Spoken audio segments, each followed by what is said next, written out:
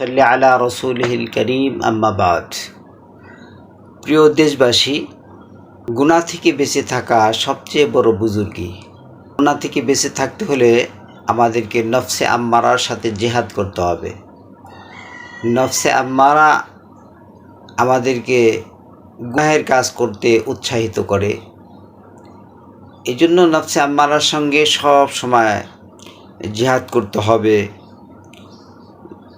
যেহেতু আল্লাহর ওলিরা যত বুজুর্গানে দিন দুনিয়া থেকে চলে গেছেন, তেনারা সকলেই নফসে আম্মারার সাথে জিহাদ করেই বুজুর্গ হয়েছেন, আল্লাহর ওলি হয়েছেন। নফসে আম্মারার সাথে জিহাদ করা ছাড়া কখনোই নফসে আম্মারার সাথে জিহাদ করা ছাড়া গুনাহ থেকে বাঁচা সম্ভব হয় না।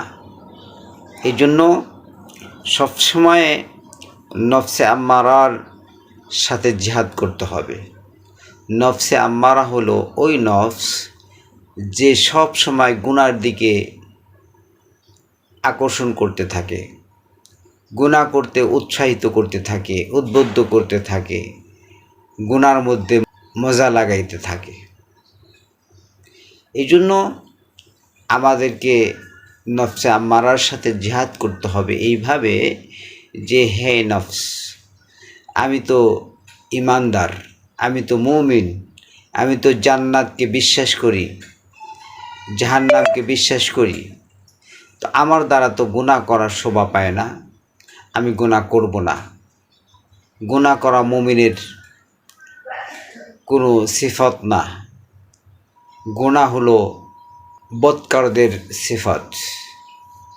যে গুনাহ করবে সে বদকারদের অন্তর্ভুক্ত হবে, আর যে নেক আমল করবে সে আল্লাহওয়ালা, আল্লাহর ওলিদের অন্তর্ভুক্ত হবে।